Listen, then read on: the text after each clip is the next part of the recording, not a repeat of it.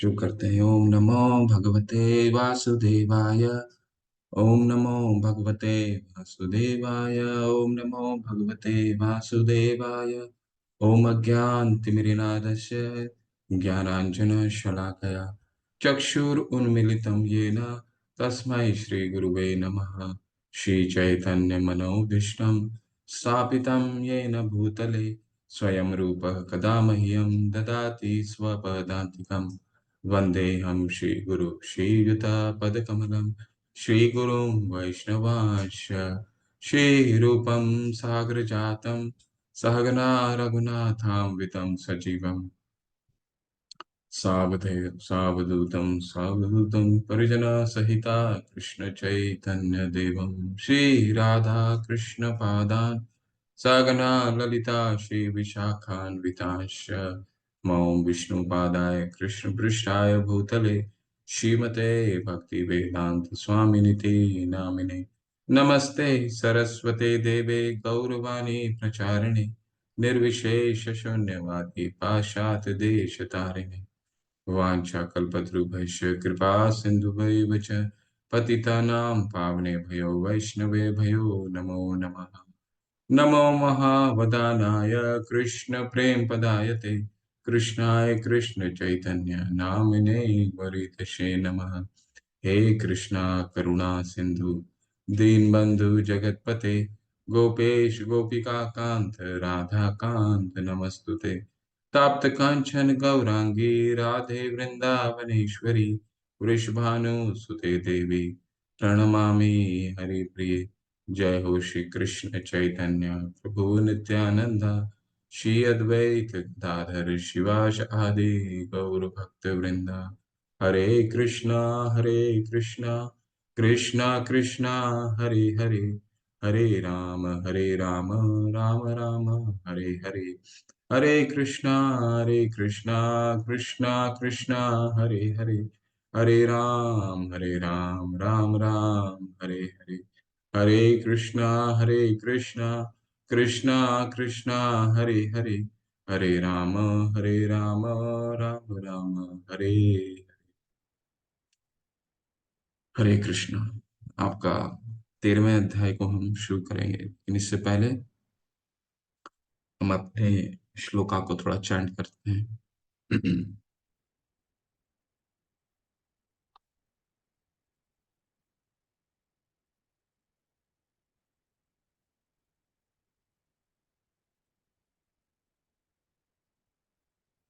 श्लोक नंबर पहला।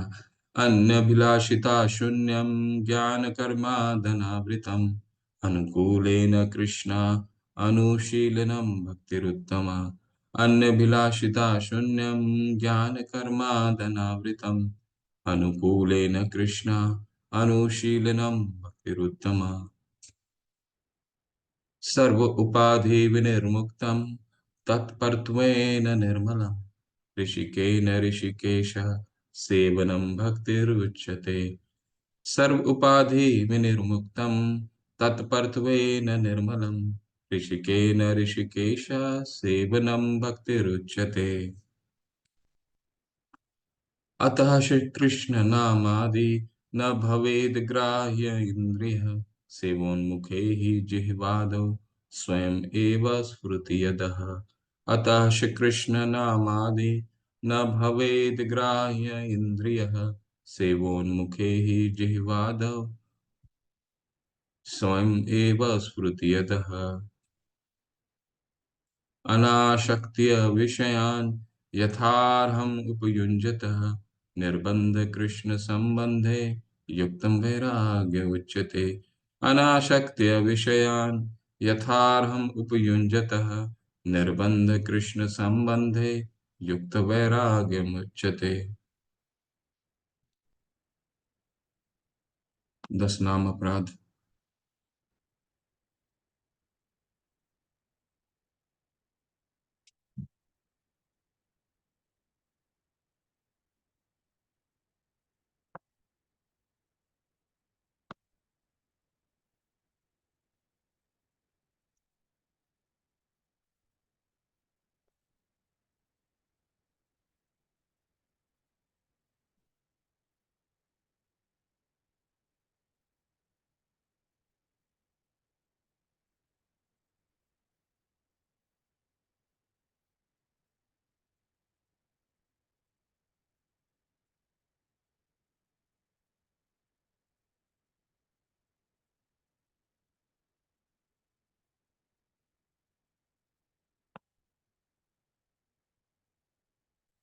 भगवत नाम में होने वाले 10 नाम अपराध। भगवान भगवत नाम के प्रचार में संपूर्ण जीवन समर्पित करने वाले महाभागवतों की निंदा करना। पहला। दूसरा, शिव, ब्रह्मा आदि देवों के नाम को भगवान के नाम के समान अथवा उनसे स्वतंत्र समझना। तीसरा है गुरु की अवज्ञा करना अथवा उन्हें साधारण मनुष्य समझना। चौथा है वैदिक शास्त्रों एवं प्रमाणों का खंडन करना। पांचवा है हरे कृष्ण महामंत्र को हरे कृष्ण महामंत्र की महिमा को काल्पनिक समझना। छठा है पवित्र भगवत नाम में अर्थवाद का आरोप करना। सातवां है नाम के बल पर पाप करना। आठवां है हरे कृष्ण महामंत्र के जप को वेदों में वर्णित किसी शुभ कर्म कांड के समान समझना। ठीक है। नवा है अश्रद्धालु व्यक्ति को हरि नाम की महिमा का उपदेश करना। ठीक है। और अंतिम है भगवान दसवां भगवत नाम के जप में पूर्ण विश्वास न होना और इसकी इतनी अगाध महिमा श्रवण करने पर भी भौतिक आसक्ति बनाए रखना। भगवत नाम का जप करते समय पूर्ण रूप से सावधान न रहना भी एक अपराध है और सभी अपराधों का जड़ है। इसलिए प्रत्येक वैष्णव को सावधानी पूर्वक जप करना चाहिए ताकि जीवन का अंतिम गंतव्य शीघ्र अति शीघ्र प्राप्त हो सके। और जीवन का अंतिम गंतव्य है कृष्ण प्रेम। जीवन का अंतिम गंतव्य है कृष्ण प्रेम। जीवन का अंतिम गंतव्य है कृष्ण प्रेम। हरि हरि। तो 13वां अध्याय से शुरू करेंगे हम।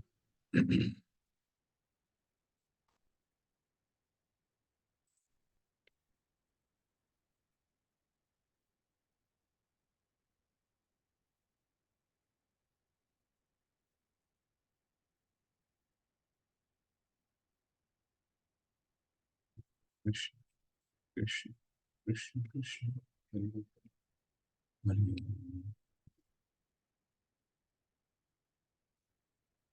हरि हरि कृष्ण कृष्ण कृष्ण।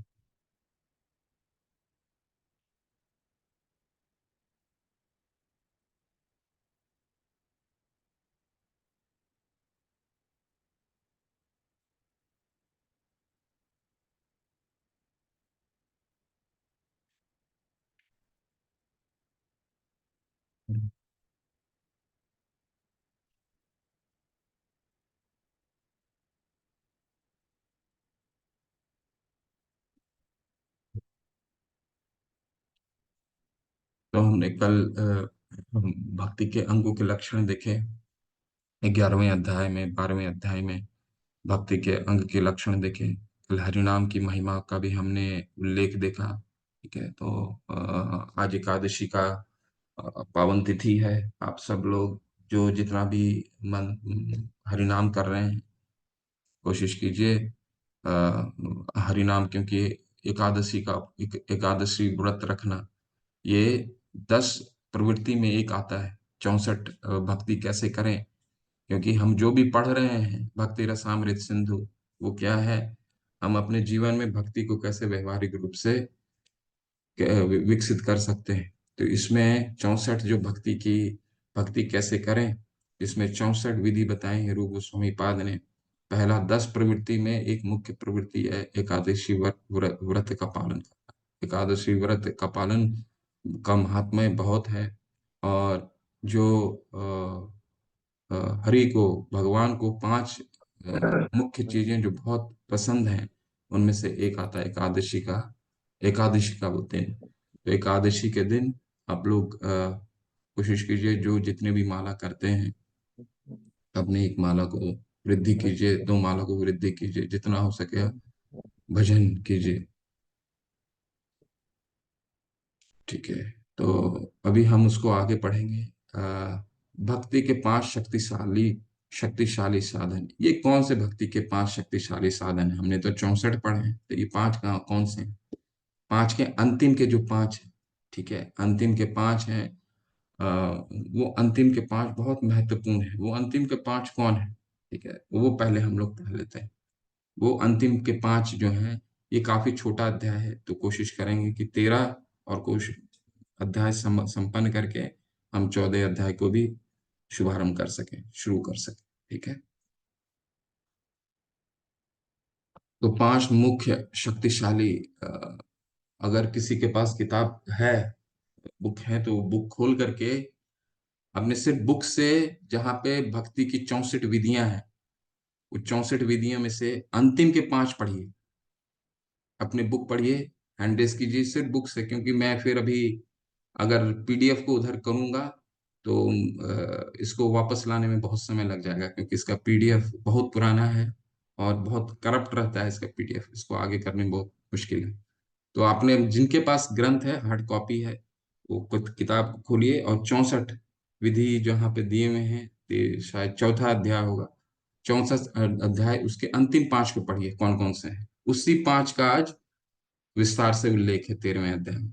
ठीक है, किन के पास किताब है? कविता माता के पास किताब है। हरी हरी माता, हरे कृष्णा। पढ़ सकते हैं माता आप? जी जी, कहाँ से प्रभु जी, कहाँ से पढ़ो ये? 64 और भक्ति की आप अध्याय जी, खोलिए। भक्ति की पवित्रता, ये है ना? नहीं नहीं नहीं, भक्ति की पवित्रता नहीं है, चौथा। अ, इसके बाद अध्याय कौन सा है? 5वां अध्याय कौन सा है बताइए? यहाँ पे 64 अंग दिए हुए हैं। प्रभु जी, भक्ति मुक्ति अपेक्षा श्रेष्ठ न? 5वां अध्याय है भक्ति की शुद्धता। भक्ति मुक्ति की अपेक्षा श्रेष्ठ है। श्रेष्ठ चौथा वही। अध्याय से बढ़कर भक्ति। ठीक है, रुकिए मैं बताता हूँ।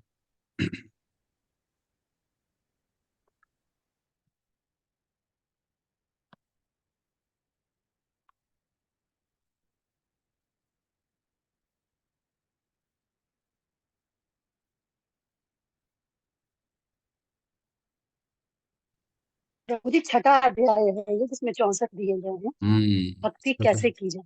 हम्म, छठा अध्याय है, उसका अंतिम 5 पढ़िए। रुकिए मैं खोल देता हूँ, अंतिम 5 के बारे में पढ़िए, अगर आपने खोल रखा है तो। नंबर 40 से पढ़ना प्रभु जी, नंबर 40 से 44 तक। 44 से नहीं माता जी, 55 59 से पढ़िए, 59 से। रुकिए मैं मार्किंग कर देता हूँ, मैं खोल दिया हूँ, बस 2 मिनट रुक जाइए।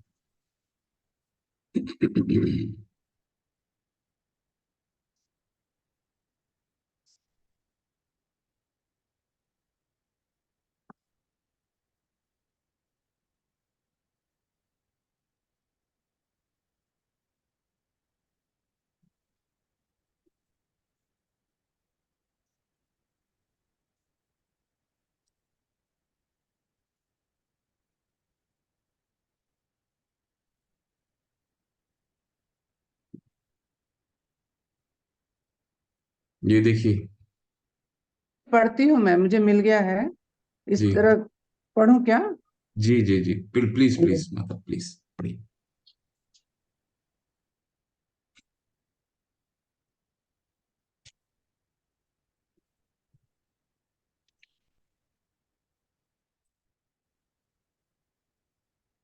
पूरा 6 अध्याय पढ़ूं? प्रभु जी, पूरा 6 अध्याय पढ़ूं? नहीं नहीं, अभी मैं बता देता हूँ आपको कौन कौन से मुख्य बिंदु पढ़ने हैं।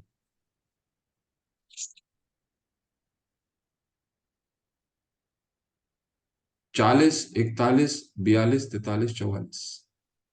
ओके, पढ़ती हूँ प्रभु जी। ठीक।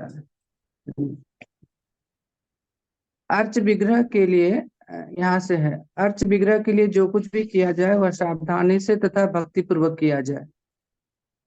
41वां है, भक्तों के बीच में ही भागवत वांचने का आनंद उठाया जाए, बाहरी लोगों के बीच में नहीं।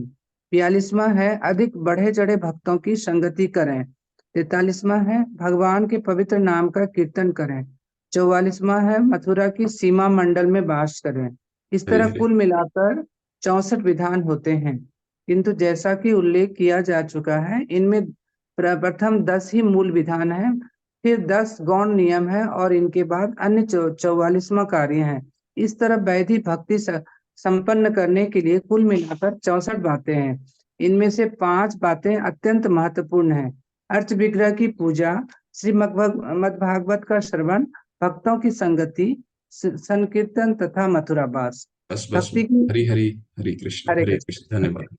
यही 5, जिनमें से अर्चन, श्रीमद् भागवत का श्रवण, भक्तों का सत्संग, नाम संकीर्तन तथा मथुरावास, ये 5 जो हमने कल भी पढ़ा है, इसकी मुख्य, आज उसी पे थोड़ा सा विस्तार है। इसके बाद हम 14 अध्याय में जाएंगे। ठीक है, तो इसको, ये जो 64 है गुण है, बार बार इसको पढ़ते रहिए, ताकि इस पे हमारा जितना भी 15 अध्याय है, 15 अध्याय 16 अध्याय है, ये 64 विधि का ही विस्तार है।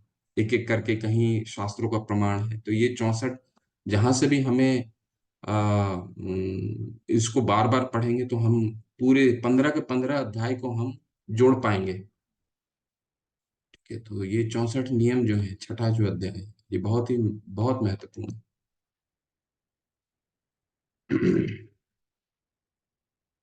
चलिए 13वां अध्याय को शुरू करते हैं।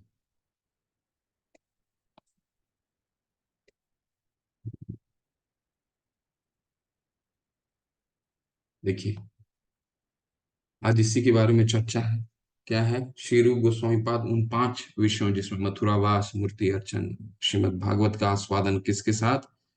भागवतों के साथ, यानी भक्तों के साथ। कल हमने पढ़ा था क्या? शुद्ध भक्तों की संगति। शुद्ध भक्तों की संगति का करने का अर्थ क्या है? उनके साथ हमें भगवान का रूप, गुण, लीला का निरंतर चिंतन करना। मच्चित्ता मदगत प्राणाम बोधयंत परस्परम कथयंतश्च माम नित्यम तुष्यन्ति च रमन्ति। कथयंतश्च, आपस में बातें करना। उसमें से श्रीमद् भागवत का पाठ जो है वो बहुत प्रमुख। ठीक है, भगवत सेवन और हरे कृष्ण महामंत्र, इसका हमने विस्तार से कल चर्चा किया। आज उसी पे थोड़ा सा और विस्तार है। ठीक है, थोड़े मुख बिंदु को हम पढ़ेंगे। ये एक पैराग्राफ पढ़िए, ये 2 पैराग्राफ पढ़िए आप लोग में से कोई, और इसको समझने का प्रयास करते हैं। बहुत सुंदर पैराग्राफ है, इसको मार्क करके लिखिए, रखिए, नोट करिए। ठीक है, हमारे गुरुवर श्रील प्रभुपाद अष्टशोर्षि अभय चरणारविंद एसी भक्ति वेदांत स्वामी श्रील प्रभुपाद की जय। हरे कृष्ण। आप लोग पढ़िए, किसी कोई पढ़िए। प्रीति हरे माता जी। कृष्ण प्रभु जी। प्रणाम। हरि हरि। श्री मूर्ति अर्चन के संबंध में रूप गोस्वामी लिखते हैं, हे सखे, यदि तुम्हें प्रकट जगत में अपने बंधुओं की कुछ भी इच्छा है तो केशी घाट के समीप मुस्कुराते हुए त्रिभंगित मुद्रा में खड़े, तिरछी और दूर तक फैली हुई सृष्टि वाले अधर पर वैष्णव दान करते हुए मोर पिच के साथ चंद्र के से चमकते हुए गोविंद नामक कृष्ण रूप को मत देखना।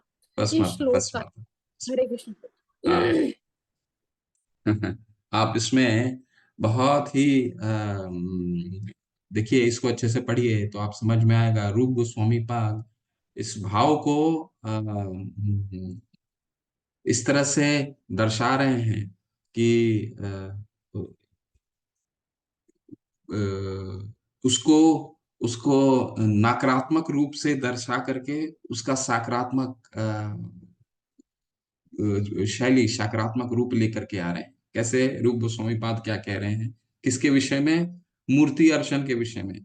देखिए, श्री मूर्ति अर्चन के संबंध में रूप गोस्वामी पाद क्या लिखते हैं? हे सखे, यदि तुम प्रकृति जगत में अपने बंधुओं को कुछ भी इच्छा हो तो कह रहे हैं वो कि केशी घाट में जाइए। केशी घाट में भगवान जो है वो अपने बांसुरी, बहुत अच्छा सा वर्णन है ये श्लोक का। बांसुरी लेकर के दो मोर पंख लेकर के खड़े हैं। वेणु क्वंतम अरविंद दलाय तक्षम बरहारवतम समसितम बूद सुंदरंगम। ठीक है, ब्रह्मा जी कहते हैं भगवान का जो वेणु है वो इतना सुंदर है। वो भगवान का एक एक चीज जो अंग है वो भगवान के अंग से अभिन्न है। तो रूप गोस्वामी पाद कह रहे हैं कि अगर तुम्हें इच्छा है, तुम अगर वहां जा करके अगर तुम्हारी मूर्ति अर्चन तुम करना चाहते हो तो उनको मत देखना, नहीं तो तुम बहुत आकर्षित हो जाओगे। तो एक नकारात्मक रूप दिखा करके उसकी सकारात्मक पहलू निकालना चाहते हैं। ठीक है, बहुत सुंदर। इसीलिए मैं ये अध्याय को खासकर कुछ पैराग्राफ को पढ़ना बहुत जरूरी है कि आचार्य गण जो हैं, रस, जो भक्ति का रस, गुह्य रस अगर हमें समझना है तो कितने भाव में वो प्रकट करते हैं। तो रूप गोस्वामी पाद देखिए कितने भाव में प्रकट कर रहे हैं। ठीक है, पढ़िए इसको आगे। हरे कृष्ण प्रभु जी। हरी हरी। इस श्लोक का तात्पर्य यह है कि यदि कोई घर में अर्चना करता हुआ श्रीमूर्ति के अनुरक्त हो गया तो तथाकथित घर, परिवार और समाज की शुद्ध बुद्ध भूल कर उनकी भक्ति में ही डूब जाएगा। प्रत्येक बंधु बांधवों के साथ उनकी आराधना करें। इससे सब क्लब, सिनेमा, नृत्य आदि में जाने का और धूम्रपान,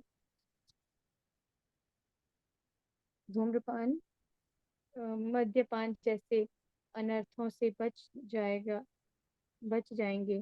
घर में मूर्ति अर्चना पर बल देने से इन सब अनर्थों को दूर किया जा सकता है। रूप गोस्वामी आगे लिखते हैं कि हे मूर्ख सखे, जान पड़ता है कि तुम श्रीमद् भागवत की पावन पदावली का कुछ कुछ श्रवण कर चुके हैं, जिसमें सकाम कर्म, अर्थ, काम और मोक्ष सब निरादर हैं। अब क्रमशः भगवत लीलामय 10वें स्कंद के श्लोक तुम्हें कर्ण विवरों में प्रविष्ट होकर हृदय में अमृत का संचार करेंगे। हरे श्रीमद् कृष्ण, भागवत। हरे हरे कृष्ण। कृष्ण प्रभु। देखिए कितना सुंदर भगवान रूप गोस्वामी पाद हमें समझा रहे हैं नकारात्मक रूप में। कैसे नकारात्मक रूप में समझा रहे हैं कि देखो कि अगर तुमने घर में इसकी अर्चना शुरू कर दी, भगवान की विग्रह की अर्चना शुरू कर दी, भगवान की अर्च विग्रह से तुम्हें फिर क्या होगा? प्रेम होने लगेगा। फिर तुम प्रभुपाद जी हमें समझा रहे हैं कि फिर रूप गोस्वामी पाद क्या है, बता रहे हैं कि बाहर में जो हमारा भौतिक आनंद है वो कैसे हम ले पाएंगे। ठीक है, बाहरी जो समय बच जाता है, क्योंकि भगवान का अर्च विग्रह इतना आकर्षित है, इतना आकर्षण होता है उसमें कि हम फिर हमारा जो बाहरी आकर्षण है वो आकर्षण ही खत्म हो जाएगा। तो फिर हम समय ही नहीं निकाल पाएंगे अपनी भौतिक इंद्रिय तृप्ति करने के लिए, है ना। तो इस प्रणाली को भी एक रस कहा जाता है, जिसको रूप गोस्वामी पाद अभी हमें समझाने का प्रयास कर रहे हैं। नकारात्मक किस तरह से नकारात्मक से हम उसको सकारात्मक के रूप में देख सकते हैं, है ना।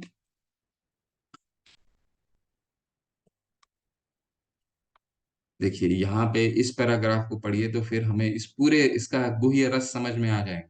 ठीक है, कि गोस्वामी पाद किस तरह नेगेटिव से पॉजिटिव की ओर हमें संकेत दे रहे हैं। ठीक है, डॉक्टर राखी माता प्लीज अनम्यूट कीजिए माता। हरे कृष्ण प्रभु जी। हरे माता, हरे कृष्ण। श्री रूप गोस्वामी के उपयुक्त 2 श्लोकों में कुछ रूपात्मक उपमाएं पाई जाती हैं, जो अप्रत्यक्ष रूप से भौतिकतावादी समाज, मैत्री तथा प्रेम की संगति की भर्त्सना करती हैं। लोग सामान्यतः समाज, मैत्री तथा प्रेम के प्रति आकृष्ट होते हैं और इन भौतिक कल्मशों को विकसित करने के लिए वृहत आयोजन तथा प्रबल प्रयास करते हैं। किंतु राधा तथा कृष्ण की त्रिमूर्तियों का दर्शन भौतिक संगति के ऐसे प्रयासों को भुलाने के लिए होता है। रूप गोस्वामी ने अपना यह श्लोक इस तरह रचा है मानो ऊपर से वे मैत्री तथा प्रेम की भौतिक संगति की प्रशंसा कर रहे हों तथा श्री मूर्ति या गोविंद के दर्शकों की निंदा कर रहे हैं। यह रूपात्मक अलंकार इस तरह रचा जाता है कि जिन वस्तुओं की प्रशंसा की जानी है उनकी निंदा हो जाती है और जो निंदनीय है उनकी प्रशंसा हो जाती है। इस श्लोक का असली भाव यह है कि यदि कोई भौतिक मैत्री, प्रेम तथा समाज की बेहुदगी को भुलाना चाहता है तो उसे गोविंद के स्वरूप का दर्शन करना चाहिए। हरी हरे हरी कृष्ण माँ। प्रभु। कितना सुंदर है, देखिए रूपा जी ने तात्पर्य में कितना अच्छा लिखा है। कह रहे हैं ये भी एक गुह्य रस है, हमारे आचार्यगण की कृति है। देखिए क्या लिखते हैं कि रूप गोस्वामी कि श्लोकों में विरोधाभास अलंकार, ये भी एक सिद्धांत है, ठीक है, सिद्धांत विरोधाभास अलंकार है। लगता है मानो वे मित्रता, प्रेम आदि प्राकृतिक अंग संगों की प्रशंसा और गोविंद मूर्ति के दर्शन की निंदा कर रहे हैं, परंतु वस्तुतः क्या है? वस्तुतः है कि निंदा नहीं, ये उनके द्वारा जिनकी निंदा हो रही है, उनकी जिनकी निंदा वो कर रहे हैं, उसको प्रशंसा के रूप में देखें, जिसकी प्रशंसा कर रहे हैं वो निंदनीय है, ठीक है। तो ये भी अलंकार है जो गोस्वामी पाद, जो आचार्य गण हम बद्ध जीवों को समझाने के लिए इस तरह के अलंकार का प्रयोग करते हैं, ठीक है।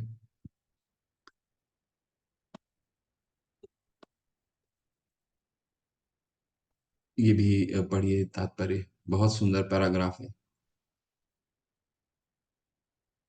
स्वर्ण कांति माता, हरे कृष्ण माता, दंडवत माता, प्लीज पढ़िए। हरे कृष्ण प्रभु जी, दंडवत प्रणाम। शिल रूप शिल रूप गोस्वामी शिल रूप गोस्वामी ने इसी भांति दिव्य कृष्ण कथा का वर्णन किया है। एक भक्त के हृदय का उद्गार है। बड़ा आश्चर्य है कि अपने आंसुओं से धुले हुए भगवान के इस रूप को जब से मैंने देखा है, मेरा तन फुलकावली से मंडित हो गया है और अपने सांसारिक कर्तव्यों को भूल बैठा हूँ। उन्हें देखकर अब मेरा मन चुपचाप घर में नहीं लगता है। न जाने क्यों सदा उनके पास जाने को उत्कंठित रहता हूँ। इस वाक्य का तात्पर्य यह है कि सौभाग्य से शुद्ध भक्त का संग होने पर कृष्ण कथा सुनने और कृष्ण विषयक जानने को अर्थात पूर्णतः कृष्ण भावनाभावित बनने के लिए उत्कंठित हो जाना चाहिए। हरे कृष्ण प्रभु जी, हरि हरी बोल। हरी हरी हरी। तो प्रार्थनाएं कितनी प्रकार की होती हैं, किसको स्मरण है? 3 तरह की प्रार्थनाएं होती हैं, ठीक है। किसको स्मरण है हमने पढ़ा था, ठीक है। आप हैंड रेस करके बताएं कि प्रार्थनाएं कितने तरह की होती हैं। ये बहुत जरूरी है, ये सबको स्मरण जरूर है, क्योंकि भक्ति रसामृत सिंधु जो हम पढ़ रहे हैं ये एक व्यवहारिक ज्ञान है, ये फिलॉसफी है, व्यवहारिक है। व्यवहार जो भी हम पढ़ेंगे, उस पढ़ने को जब तक हम उसको समझ करके नहीं पढ़ेंगे, उसको स्मरण करके नहीं पढ़ेंगे, तब तक हम जोड़ना हमारे लिए मुश्किल है। पुष्पा मोहरी माता जी, याद है आपको प्रार्थनाएं कितनी प्रकार की होती हैं? आपने हैंड रेस किया है माता। हरे कृष्ण प्रभु जी को पढ़ने के लिए हैंड रेज किया था, जी जी नहीं जी याद जी। प्रभु जी। हरी हरी हरी हरी। रश्मिता समंतरे माता, आपको स्मरण है? आपने हैंड रेस किया माता। प्रभु जी हम भी पढ़ने के लिए ही किए थे। जी जी, ठीक ठीक। ठीक है, अगर किसी को स्मरण नहीं है तो जब भी आप लोग पढ़ते हैं उसको नोट्स बनाइए। अच्छा, 3 पार्टिसिपेंट हो गया। सुनीता माता, जय माता, हरी हरी। हरे हरे कृष्णा प्रभु जी, दंडवत हरे प्रणाम। कृष्ण, एक धन्यवाद। तो धन्य बोधिका होनी चाहिए कि हम बहुत दीन होकर करें, और लालसामय निवेदन होना चाहिए, और भावपूर्ण प्रार्थना होनी चाहिए। हरी हरी, बिल्कुल बिल्कुल माता, बिल्कुल हरि बोल माता। संप्राथमिकता, दैन्य बोधिका और लालसा। संप्राथमिकता जहाँ हम प्रार्थना करते हैं भगवान की, जैसे हम मैंने आपको उदाहरण के रूप में दिया था, जो हम प्रार्थना करते हैं, राधा कृष्ण प्राण मोरा, जीव राधा कृष्ण प्राण मोरा, जुगल किशोर जीवने माराने गति यार नाही मोर। तो ये क्या है? ये प्रार्थना है, जीवन मरने गति आर नाही मोर। दैन्य बोधिका, दैन्य बोधिका जहाँ पे अपने आप को दीन मान करके हम प्रार्थना करते हैं, ठीक है। अपने आप को आचार्यगण दीन मानते हैं कि वो उनसे बड़ा कोई बद्ध जीव, उनसे तुच्छ बद्ध जीव है ही नहीं। तो हमने कई उदाहरण के साथ देखा था। और लालसा में, जब लालसा होती है भगवान को, भगवान को पाने की लालसा, उस लालसा से जब प्रार्थनाएं की जाती हैं, तो ये भी एक लालसामय प्रार्थना है, ठीक है, जो रूप गोस्वामी पाद यहाँ कह रहे हैं। क्या क्या लालसामय है? कि उनके विग्रह की तरफ मत देखो, लालसामय है उनकी विग्रह की तरफ मत देखो, नहीं तो क्या होगा, तुम्हें आसक्ति हो जाएगी। और आसक्ति हो गई तो क्या होगा? आसक्ति हो गई तो तुम्हारी जो भौतिक, जिसमें तुम्हारी इंद्रिय तृप्ति बोध करने के लिए तुम्हारे पास जो समय है वो समय ही नष्ट हो जाएगा। ठीक है, तो ये सबको हमें जोड़ना बहुत बहुत जरूरी है। ठीक है, इस वाक्य का तात्पर्य कि सुबह सौभाग्य शुद्ध भक्त के संग होने पर कृष्ण कथा सुनने और कृष्ण विषय जानने का अर्थात पूर्णतः कृष्ण भावना बनने के लिए उत्कंठित हो जाना चाहिए। कहने का तात्पर्य ये है कि यहाँ भी देखिए रूप गोस्वामी पाद कह रहे हैं कि ऐसा ना हो कि आप श्रीमद् भागवत का अब साधुओं के संग में उसका श्रवण और कीर्तन करने लग गए और आपको घर के कार्य में मन ही लगना बंद हो जाए। तो ये क्या है? ये जैसे पिछले अनुच्छेद में क्या कहा गया कि जिस चीज को नकारात्मक है वो उसको सकारात्मक रूप में देखना है, और जो सकारात्मक पॉजिटिव है उसको नकारात्मक रूप में देखना है। ठीक है, तो ये लालसामय प्रार्थना है। ठीक कहिए है, पहले वाला उदाहरण बता दीजिए, सांप्रदायिकता प्रार्थना। संप्राथमिकता जब हम भगवान की आचार्यगण भगवान की सिर्फ प्रार्थना करते हैं ना कि जितनी भी आरती होती है हमारी, ठीक है, वो क्या है? प्रार्थना है। चाहे वो संध्या आरती हो, चाहे गोविंदम आदि पुरुषम गोविंदम, जब दर्शन आरती सुबह शुरू होता है, ठीक है, 7 बजे सभी मंदिरों में, वो क्या है? संप्राथमिकता है। हम भगवान की आरती करते हैं, प्रार्थना करते हैं। ठीक है, उनके सुंदर रूप, उनके गुण, उनके लीलाओं का वर्णन, वो प्रार्थना है। ठीक है, दूसरा है दैन्य बोधिका जब आचार्यगण अपने आप को दीन मान करके प्रार्थना करते हैं। भूलिया तुम्हारे ये संसारे आशिया, ये नाना विधि व्यथा। मैं इस संसार में भक्ति विनोद ठाकुर कहते हैं कि मैं इस संसार में आया हूँ और आपको ही भूल गया हूँ। जो मेरे जन्म और उत्पत्ति के कारण है उसको ही भूल गया हूँ। भूलिया तुम्हारे बोरो कृपा कोइले कृष्णा, अधमेरा प्रति की लागिया नीलेता कोरोए बेगति। तो प्रभुपाद कहते हैं कि मैनहट्टन में जब पहली बार उतरे थे तो वहां पे चकाचौंध देख करके कि लोग मांसाहार कर रहे हैं, लोग खुले सड़क में व्यभिचार कर रहे हैं, उनको देख करके भगवान से प्रार्थना करते हैं कि बोरो कृपा कोरो कृष्णा, अधा मेरा प्रति, मुझे यहाँ पे क्यों लेके आए हो कृष्णा। लेकिन फिर उनको क्या कहते हैं कि कहते हैं बरो कृपा कोयले कृष्णा अधा मेरा प्रति, की लागिया नीले हेता कोरोए बेगति। जरूर कुछ ना कुछ कारण रहा होगा, तभी आप मुझे यहाँ लेके आए। तो ये क्या हो गया? धन्य बोधिका, अपने आप को हीन मान कर, अपने आप को दीन मान करके आचार्यगण प्रार्थना कर रहे हैं भगवान से। ठीक है, बहुत से नरोत्तम दास ठाकुर हैं, भक्ति विनोद ठाकुर हैं, इनकी ज्यादातर प्रार्थनाएं क्या हैं? दैन्य बोधिका, और दूसरा तीसरा लालसामय, जो भगवान के लालसा होने लग जाए। ठीक है, लालसा कौन सी प्रार्थना है? कई प्रार्थनाएं हैं, लेकिन सबसे मुख्य प्रार्थना कौन सी है लालसा में? शिक्षाष्टकम। ठीक है, शिक्षाष्टकम, नाम नामकारी बहुधा निज सर्व शक्ति तत्रार्पिता नियमते स्मरणे न कालः, एतादृशी तव कृपा भगवन् ममापि दुर्दैवमिदृशं मिह जानि नानुरागः। चैतन्य महाप्रभु कह रहे हैं कि आपने इस कलयुग में जितने नाम हैं, आपने जितनी शक्ति है, उस सब नाम में ही डाल दिया है। जितने भी नाम हैं भगवान के, वो इतने शक्तिशाली हैं, वो स्वयं नाम ही, कल हमने इसका चर्चा किया। भगवान कह रहे हैं महाप्रभु कि आपने सारे अनुराग, सारी शक्ति इस नाम में डाल दिया है, लेकिन मुझ जैसा बद्धजीव के बारे में सोचिए कि इस नाम में ही अनुरक्ति नहीं आ रही है। तो ये क्या है? ये लालसा हो रही है भगवान के लिए लालसा हो गई। युगायितम निमेषेण चक्षुषा प्रवाहिशायितम शून्यायितम जगत सर्वम गोविंद विरहीण में। मेरे युग युग से मेरे एक पल, महाप्रभु कहते हैं कि मेरा एक जो पल जब गिरता है तो एक युग के बराबर लगता है। एक जो हमारा हम पलक झपकते हैं, समझिए, वो महाप्रभु कह रहे हैं वो कि युग के समान लगता है। और मेरे आंखों से निरंतर अश्रु बह रहे हैं। ठीक है, तो ये क्या है? लालसामय प्रार्थना, भगवान के तरफ लालसामय होना है। ठीक है, लालसामय लौलियम, जिसको लौलियम कहते हैं, अगले ग्रंथ में पढ़ेंगे जब हम अगला ग्रंथ उपदेशामृत पढ़ेंगे, उसमें लालसा में ही आएगा। लालसा में क्या होता है? भौतिक चीजों के लिए हमें लालसा होती है, लालच। लालसा में मतलब लालच, लेकिन यहाँ पे लालसा में मतलब क्या हुआ? भगवान के लिए लालच करना। ठीक है, वो प्रार्थना है। ठीक, चलिए आगे बढ़ते हैं। मथुरा मंडल, इसको थोड़ा जल्दी पढ़ते हैं हम लोग, ये हमने कल भी इसका अध्ययन करा है। एक दो पैराग्राफ, एक दो लाइन पढ़िए, फिर आगे चलिए। यहाँ से यहाँ तक पढ़िए। हरि हरि हरि बोल। पढ़िए, रश्मिता समंतरे मत।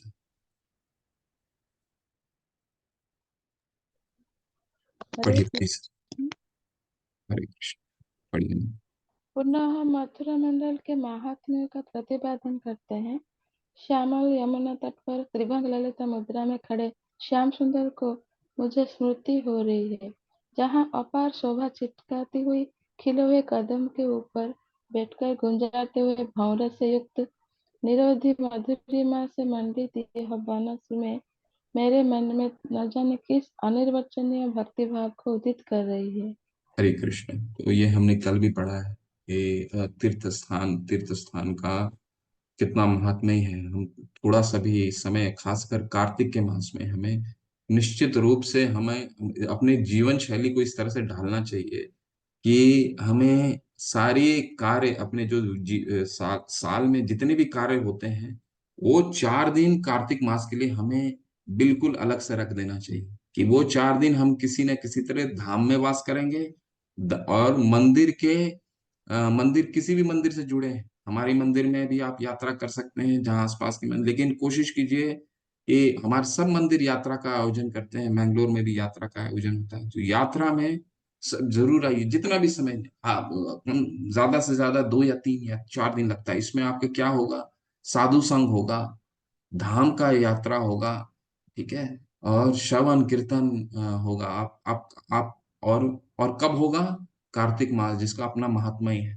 तो कोशिश कीजिए इस साल में इन 4 दिनों को अपने पूरे टाइम टेबल में इसको इस तरह से बना लीजिए। क्योंकि जैसे ही, अगर हम टाइम टेबल में नहीं बनाएंगे, तो जैसे ही कार्तिक मास शुरू होने वाला होगा, तो हमारे पास हमारा माया जो है वो इतना ग्रसित कर लेगा, कहेगा कि नहीं, हमारे पास ये काम है, हमारे पास ये काम है, हमारे पास ये काम तो हमारे पास जीवन भर रहेगा।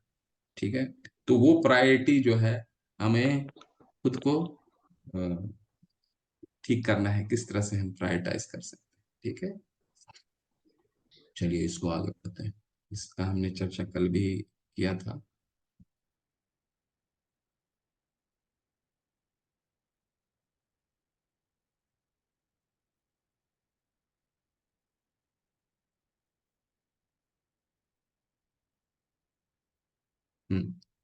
चलिए, ये बहुत अच्छा पैराग्राफ है जहाँ पे एक बहुत बड़े आचार्य का उल्लेख आता है।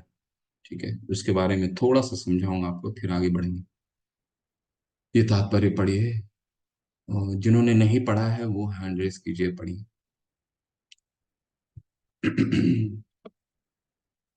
पुष्पा, शंभु प्रभु, हरि हरि, पढ़िए।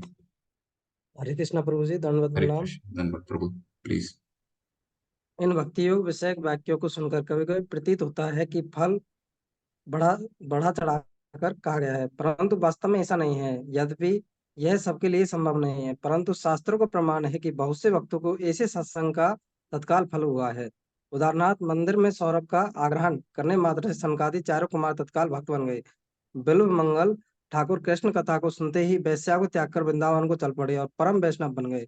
अतः ये वाक्य अतिशयोक्ति अथवा कल्प नहीं है, ये वास्तविक तथ्य है, परंतु ये विशेष वक्तों के लिए ही प्रकट होते हैं, सब पर नहीं घटते। ये वर्णन चाहे बड़े चढ़े लगे, पर अपने ध्यान की नश्वर विषय सौंदर्य से हटाकर शाश्वत कृष्ण भावना माधुर्य में लगाने के लिए हमें इन वर्णनों को इसी प्रकार में अंगीकार करना चाहिए। जो पहले ही कृष्ण भावना भावित हैं, उनके लिए उसके लिए इनमें कुछ भी आश्चर्य की बात नहीं है। हरि हरे बोल, कृष्ण प्रभु। धन्यवाद। हरे धन्यवाद। देखिए, ये बहुत महत्वपूर्ण है समझना। और जब हम 10 नाम अपराध जो पढ़ रहे हैं, वो 10 नाम अपराध को, एक एक अपराध को अच्छे से समझ करके उसको ग्रहण करना बहुत जरूरी है। छठा अपराध क्या है? हरे कृष्ण महामंत्र में अर्थवाद का आरोप करना। अर्थवाद का आरोप का करना क्या क्या मतलब है कि अरे मैं तो सुनता हूँ कि हरे कृष्ण महामंत्र हमारे जीवन के सभी कलेशों का शास्त्र में लिखा है, कली कलेशनम नाशनम, ठीक है, ये कली का कलेशों का नाश कर देता है, ठीक है। इसके अलावा नत्तो पर तो रोपाय सर्ववेदेषु दृश्यते, तो आचार्यगण बताते हैं कि इसके अलावा कोई उपाय नहीं है कली में हरि नाम के अलावा। लेकिन मैं तो हरि नाम कर रहा हूँ या कर रही हूँ, फिर भी मेरे जीवन में कष्ट तो मिट ही नहीं रहे हैं। तो ये जीवन में कष्ट मिटाने के लिए नहीं है, हमारी आध्यात्मिक शक्ति बढ़ाने के लिए। जिस दिन हम ये समझने लग जाएं कि हरे कृष्ण महामंत्र या भगवान के रूप, भगवान की लीलाएं जो भी हम पढ़ रहे हैं, वो अतिशोक्ति है, ठीक है, उसमें अर्थवाद है, ये बहुत बढ़ा चढ़ा करके लिख रहे हैं, बहुत बढ़ा चढ़ा करके बोल रहे हैं धाम की महिमा। हमारे हमने धाम का दर्शन किया, वापस आए, और वापस आए हमारे साथ कुछ अनर्थ हो गया। अनर्थ इसलिए हुआ क्योंकि हमारा क्या है, प्रारब्ध है, वो प्रारब्ध को हमें भोगना ही पड़ेगा, ठीक है, चाहे वो भक्त हो या अभक्त हो, प्रारब्ध है तो भोगना। लेकिन प्रारब्ध भोगने की जो आध्यात्मिक शक्ति है वो भक्तों के पास ही है, क्योंकि उनको मालूम पड़ जाता है कि सुख और दुख तो आना निश्चित है, और अगर उनको कष्ट आता है तो क्या कहते हैं वो कि ये तो मेरा प्रारब्ध है। परंतु अभक्त का क्या हुआ, अभक्त सोचते हैं अरे मैं तो ये किया, मैंने तो धाम दर्शन किया, मैंने तो हरे कृष्ण महामंत्र किया, तो ये अपराध हो जाता है। इसके अलावा इसका इससे हमारा महात्मा ही कुछ नहीं है। महात्मा ही शास्त्र में लिखा है, महात्मा ही है, और ऐसे कई साक्ष्य हैं, साक्ष्य आपके सामने दिखा रहे हैं। क्या है साक्ष्य? ब्रह्मा जी के पुत्र, चार पुत्र, वो निर्विशेषवादी थे, वो सिर्फ भगवान के तुलसी दल को सूंघते ही भगवान के भक्त बन गए। बिल्लू मंगल ठाकुर, बिल्लू मंगल ठाकुर बहुत बड़े आचार्य हैं हमारे, ठीक है, स्त्री से बहुत आसक्त है, खासकर एक वैश्या से बहुत, इनका बहुत विस्तार से कथा है, परंतु संक्षिप्त में मैं 10 सेकंड में इनकी कथा समझाता हूँ आपको।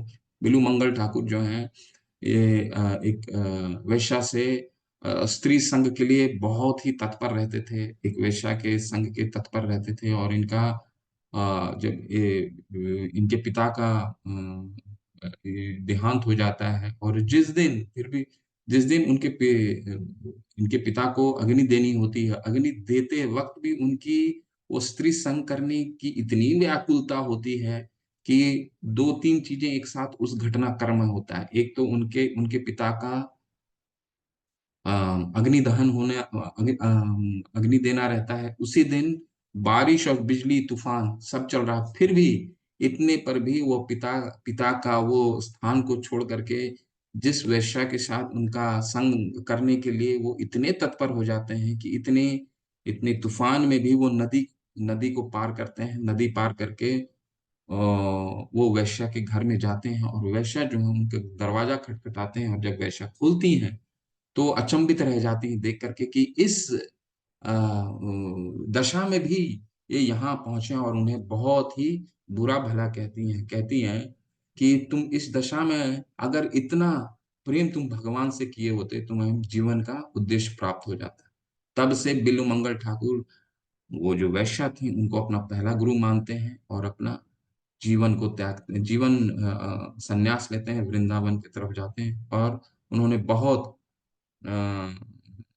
हमारे इस संप्रदाय के एक आचार्य हैं, उन्होंने बहुत सारे गीत प्रार्थनाएं लिखी हैं, बहुत सारे उनकी कथाएं हैं, ठीक है, वो एक विस्तार से।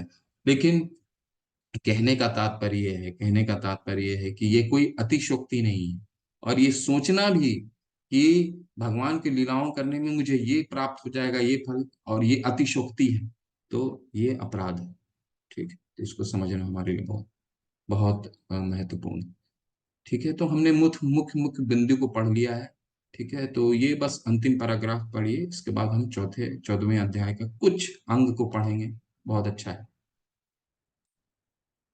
रुचिका माता, हरि हरि माता, हरि बोल। हरे कृष्ण प्रभु जी। हरे कृष्ण माता, प्लीज पढ़िए। हाँ जी। भाव यह है कि वर्णाश्रम धर्म रूपी कर्म कांड अर्थ, इंद्रिय तृप्ति और मोक्ष के लिए है। ये सब उनके लिए हैं जो कृष्ण भावना भावित नहीं हुए हैं। वास्तव में शास्त्रों में इन सब क्रियाओं का विधान जीव को कृष्ण भावना तक लाने के लिए ही है। जिसे श्री कृष्ण के लिए रागानुगा आसक्ति हो गई है, उसे शास्त्र विहित कर्तव्यों से प्रयोजन नहीं रहता। हरे हरे कृष्ण कृष्णा, प्रभु। धन्यवाद। तो यहाँ अंतिम संदेश क्या है? वास्तव में शास्त्रों में इन सब क्रियाओं का विधान जीव के कृष्ण भावना तक ले जाने के लिए। तो जितने भी हम अभी इसका अध्ययन कर रहे हैं वो क्या है? व्यवहारिक ज्ञान है। ठीक है। तो ये जो 64 अंग हमने पढ़े हैं, एक एक अंग को भगवान रूप गोस्वामी पाद की मुख्यता को बताते हैं। ठीक है। उन्होंने पहला पहला 10 प्रवृत्ति, 10 निवृत्ति, अंतिम के 5, सबका अपना एक महत्व है। ठीक है। और आप देखेंगे कि हमारे इस्कॉन में इन सब को, ये इसीलिए मैंने आपको शुरू में जब ये हम कोर्स स्टार्ट कर रहे थे भक्ति रसामृत सिंधु, जब हमने शुरू किया था, तो हमने क्या कहा था कि ये रूल बुक के तरह लिया जाता है पूरे इस्कॉन संस्था में। ये एक एक चीज तो आप देखेंगे ये रूल के माध्यम से इसको किया जाता है। ठीक है। आप जितनी पढ़ेंगे और जितने भी कानून जितने भी नियम हैं जो हमारे गुरु लोगों ने जितने नियम बनाए हैं, सभी अ, वो भक्ति रसामृत सिंधु उसका उसका मुख्य वो ये रूल बुक की तरह लिया जाता है। ठीक है। चलिए 14वां अध्याय शुरू करते हैं। भक्ति की योग्यता, बहुत सुंदर अध्याय है ये भी, और इसमें कुछ चीजों को पढ़ेंगे हम आज। भक्ति की योग्यता, 14वां अध्याय शुरू कीजिए।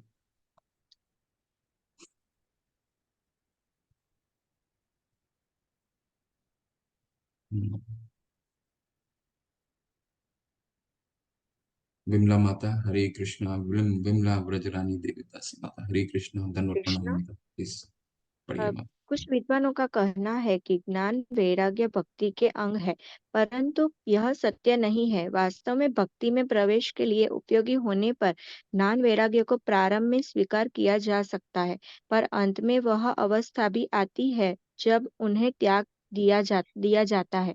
भक्ति की लालसा के अतिरिक्त भक्ति का और कोई हेतु नहीं है। इसके लिए केवल सरल हृदय चाहिए। हरे कृष्ण।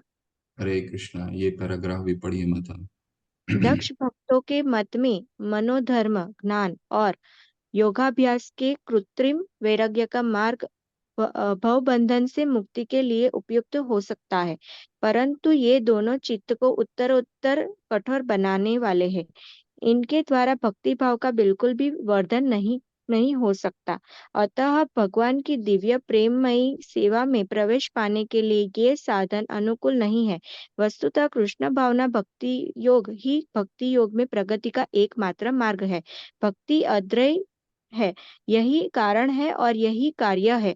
श्री भगवान सबके परम कारण है। उन अद्वैय की थोड़ा ऊपर कीजिए ना प्रभु जी। जी प्रभु, जी माता प्लीज। अद्वैय की प्राप्ति के लिए भक्ति का अद्वैय मार्ग ही अंगीकार करना होगा। हरे हरे कृष्णा, कृष्ण। धन्यवाद माता।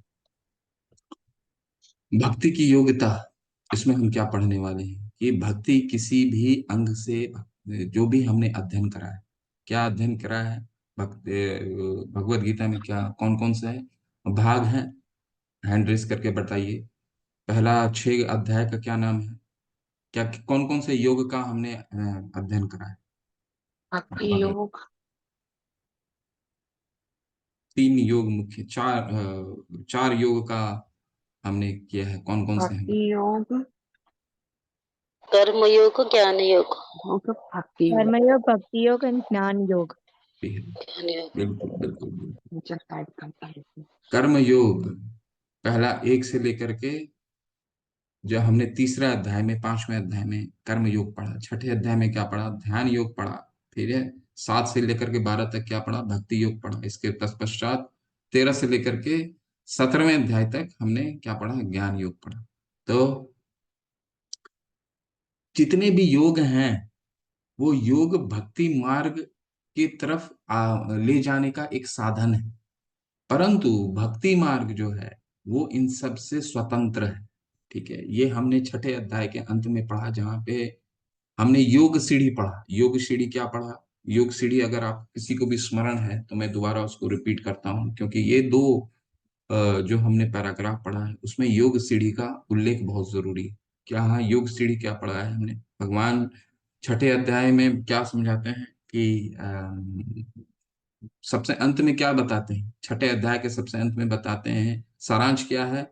सारांश है, योगी नाम अपि सर्वेशाम मद गतिरंतरात्मनाम श्रद्धावान भजते यो माम समय युक्तमो मता। सभी योगियों में से वो योगी सर्वश्रेष्ठ है। योगी नाम अपि सर्वेशाम, सर्वेशाम मतलब सभी योगियों में से वो सर्वश्रेष्ठ है। योगी नाम अपि सर्वेशाम मद गतेरंतरात्मना, जो अंतरात्मा में मेरा मद गतेर, जो हर समय मेरा चिंतन कर सकता है, मेरा हर समय चिंतन करता है। ठीक है, भगवान ये कहते हैं। तो भक्ति योग जो है उन दोनों से स्वतंत्र है। इसका क्या है, जब हम भक्ति सीढ़ी देखते हैं, भक्ति सीढ़ी कहाँ से शुरू होती है? कर्म योग से शुरू होती है, पर इसके भी नीचे भी शुरू होती है। कहाँ है? कर्म कांड। कर्म कांड के नीचे क्या रहता है? कर्म कांड से हम नीचे रहता है भौतिक कर्म कांड। कर्म कांड का क्या मतलब होता है? कर्म कांड का मतलब होता है कि हम कोई भी शास्त्रों के अनुसार ही अपनी इच्छा तृप्ति के लिए कोई कर्म कर रहे हैं। ठीक है, इच्छा तृप्ति के लिए कर्म कर रहे हैं, जिसके लिए भगवान ने क्या बोला है? यत करोषि यदश्नासी यद जुहोषि ददासी। ठीक है, तुम अपनी इच्छा के लिए ही कर रहे हो ना, तो एक काम करो कि जो कुछ करते हो मुझे अर्पित करते हुए करो। ठीक है, अर्पित करते हुए करो, तो एक समय ऐसा आएगा कि तुमको अपने आसक्ति, जिन जिन चीजों में तुम्हारी आसक्ति है, उन चीजों से आसक्ति से तुम दूर हटने लगोगे। धन से आसक्ति है, धन को अर्पित करो। किसी भी चीज से जो आसक्ति है वो उससे दूर हटते जाओगे। जब दूर हटते जाओगे तो इसके ऊपर आएगा कर्म योग का मार्ग। कर्म योग का मार्ग क्या मार्ग है? कर्म योग का मार्ग जहां पर भक्त को ये समझ में आ गया है कि भगवान के लिए निष्काम कर्म करना, भगवान की प्रसन्नता के लिए कर्म करना, तो वो निष्काम कर्म, वो कर्म योग हो गया। ठीक है, लेकिन वहां पे भी उसकी अपनी इच्छा है। क्या इच्छा है? भगवान के लिए तो हम मंदिर में खाना बनाएंगे, लेकिन अगर मंदिर में भगवान की प्रसन्नता के लिए, भक्तों की प्रसन्नता के लिए हम मंदिर में खाना तो बनाएंगे, परंतु अगर मंदिर ने किसी कोई और सेवा दे दिया, वो मेरे से नहीं हो पाएगा। तो ये क्या हो गया? ये हो गया कि भगवान की अपने कर्मों को तो वो निष्काम कर्म की तरफ देख रहा है, कर्म को भगवान को प्रसन्नता के लिए लगा रहा है, लेकिन भगवान की प्रसन्नता के लिए वो सारा कार्य नहीं कर रहा है। ठीक है, तो जब वो कर्म योग करने लग जाता है, कर्म योग करते करते करते एक समय ऐसा आता है कि भगवान के बारे में जानने की और लालसा बढ़ती है, और वो ज्ञान योग के स्तर तक आता है। भगवान के ग्रंथों का अध्ययन करता है, भगवान के शास्त्रों का अध्ययन करता है, और शास्त्र में और दृढ़ होता है, और उसको समझ में आने लग जाता है कि अ, भगवान सर्वोपरि है। इसके बाद वो ध्यान योग की विधि को अपनाता है। ध्यान योग की विधि क्या है? जब हमने छठा अध्याय में अष्टांग योग पढ़ा था, यम नियम आसन प्राणायाम, यम नियम आसन प्राणायाम प्रत्याहार, धारणा ध्यान समाधि। ठीक है, तो ये जब 8 है, तो ये फिर वो ध्यान योग में लग जाता है और समाधि के स्तर में पहुंचता है।